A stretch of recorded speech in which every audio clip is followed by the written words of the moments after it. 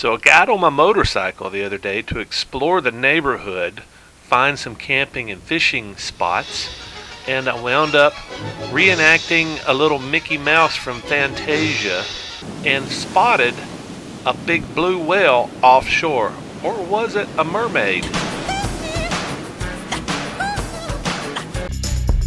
gotta keep on riding. So if you've been watching for the past few weeks, you would have seen me exploring the island. Mostly the southeastern part of the island, definitely the eastern side of the island. So there's so much here to see, and this is just a mile and a half from the house, right in the neighborhood. And it seems like every time I roll away from the coast, I see something on the way out, and I saw 2 or 3 more access points to the coastline, and they're public spaces. So one's even a park. I'm not taking you to the park today. I'm taking you to just an access point at the end of one of the streets on a neighborhood, through this little section of jungle, and then you're out on a beautiful coast, and everything out here seems to be manicured. I know it's not, but it looks like it's all landscape because it's so just ungodly beautiful. And there's a little stone wall back there. Discovered a little surf volcano. That's what I'm calling it. It's a little hole in the rock, and the waves come in, and the waves have just been brutal the last week or two. Very high surf. But I did try to throw some lines out, and all I got was a reenactment of Fantasia, Mickey Mouse. I've always enjoyed that. I just thought that was kind of funny that I was almost killed by waves again.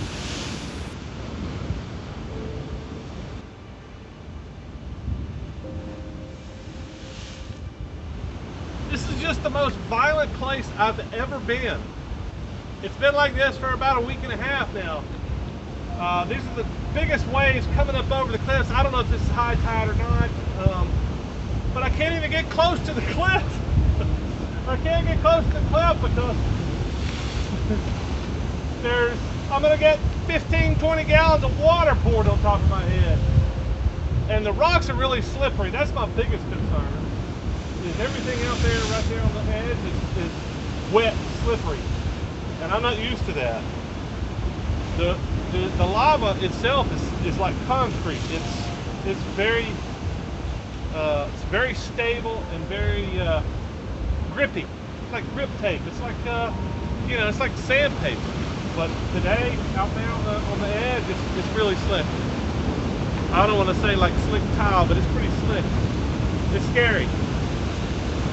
I'm not really concerned about being washed out because the water's coming up and splashing down, but I could make a misstep, and I don't want to do that. It's incredible. This is freaking incredible.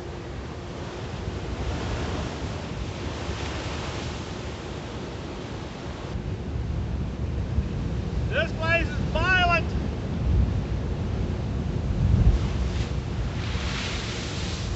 I've always been okay with violence until today. Maybe I'm just not cut out for this whole fishing thing.